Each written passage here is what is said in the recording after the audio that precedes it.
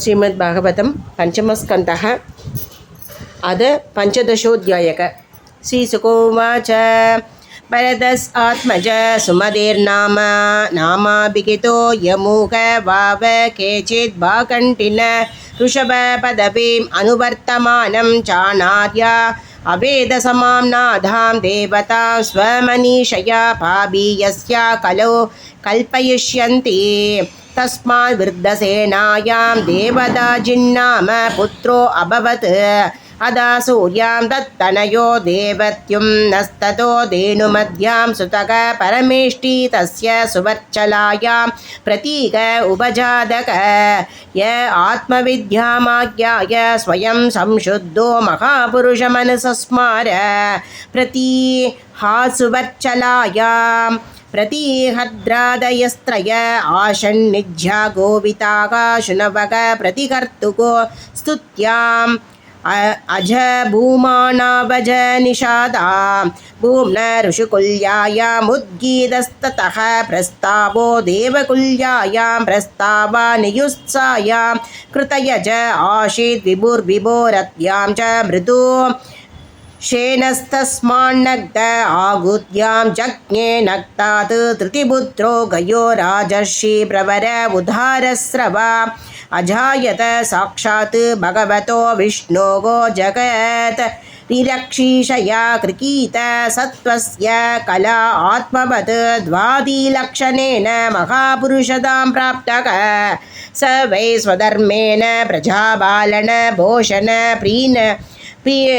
प्रीरण उपलालन अनुशासन लक्षणे नेजादिना च भगवती महापुरुषे बराबरे ब्रह्मणे सर्वात्मनार्पित परमार्थलक्षणेन ब्रह्मविचरणानुसेवया आबाधित भगवती भक्तियोगेन चाभीक्ष्णसक परिभाविताति शुद्धमतिरुपरधानाज्ञा आत्मनि स्वयं उपलभ्यमान ब्रह्मात्मानुभवोऽपि निरभिमान एवावनिम् अजुगुबत्।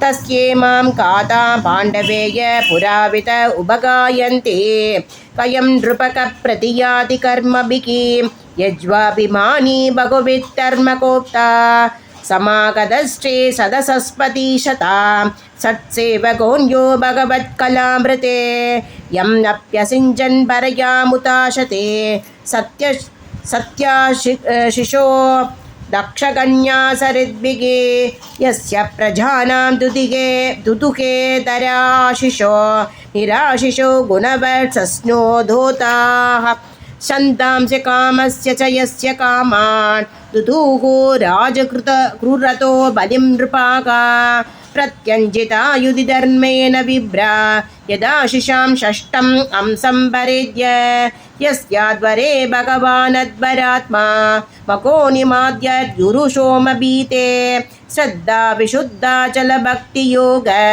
समर्पिते झाबलमाजहार यत्प्रीणनाद्वर्गिषदेव दीर्घं मनुष्यवेरुतृणमाविरिञ्झात् प्रीयेत सत्यः सख विश्वजीवक प्रीतस्वयं प्रीतिमगाद्गहस्य गयाद्गयन्त्यां चित्ररथ शुकतिरवरोदन इति त्रय पुत्रा बभूवो चित्र रथादूर्णायां संसारडजनिष्ठ तदा उत्कलायां मरीचेदेर् बिन्दुमध्यां बिन्दुमानुदपत्यत तस्मात् चरकायां मधुर्नामाभवन्मतो सुमनसे वीरव्रतस्ततो भोजायां मन्दु भ्रमन्तो जज्ञातो मन्दो सद्यायां भौवनस्ततो दूषणायां द्वष्टाजनिष्ठ द्वष्टुर्विरोचनायां विरजो विरजस्य